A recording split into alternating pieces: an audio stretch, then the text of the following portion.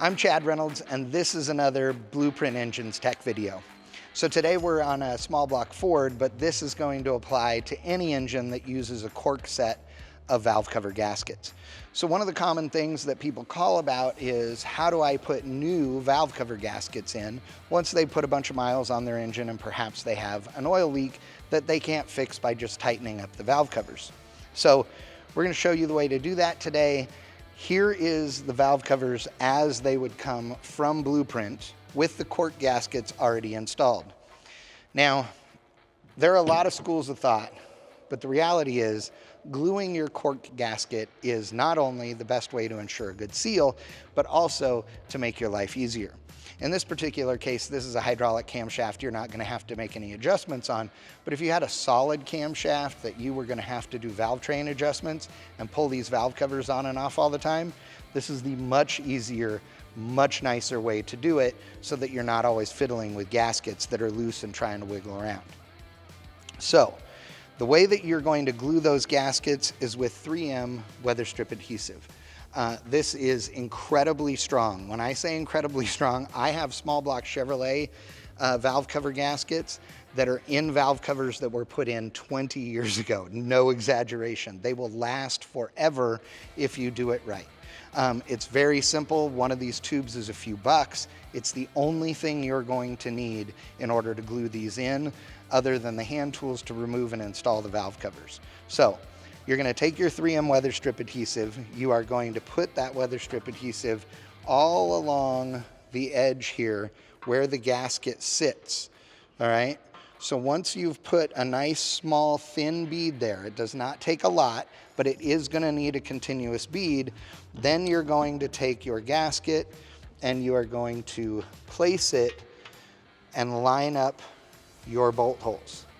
Now, one trick to do for this is that after you have put the glue in, you want to make sure that the holes are clean, but you can put your bolts in like this to hold the gasket while the glue dries. So that'll keep it in place. That way this thing won't shift around on you, and you let them dry and then install them the next day or later in the day after the adhesive is already dry. This adhesive is incredibly strong. It doesn't care about gasoline or oil or any of those things. It will live forever in here.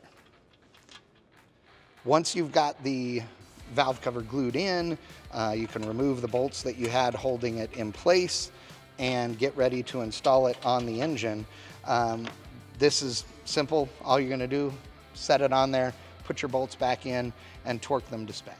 Once your gasket has set up, again, it can be as little as 15 or 20 minutes or overnight, then your valve cover is ready to install. So you're going to want to clean off the rail. If you've really got a lot of gunk on here, more than just clean engine oil, you could use a little bit of brake parts cleaner on your paper towel or what have you, but then you're ready to install the valve cover.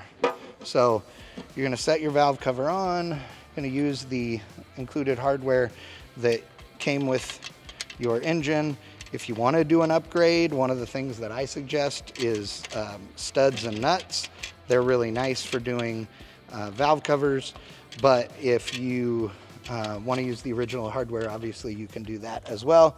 Again, those little metal rings that are installed inside the gasket, those are going to be so that you can't crush the gasket when you install it.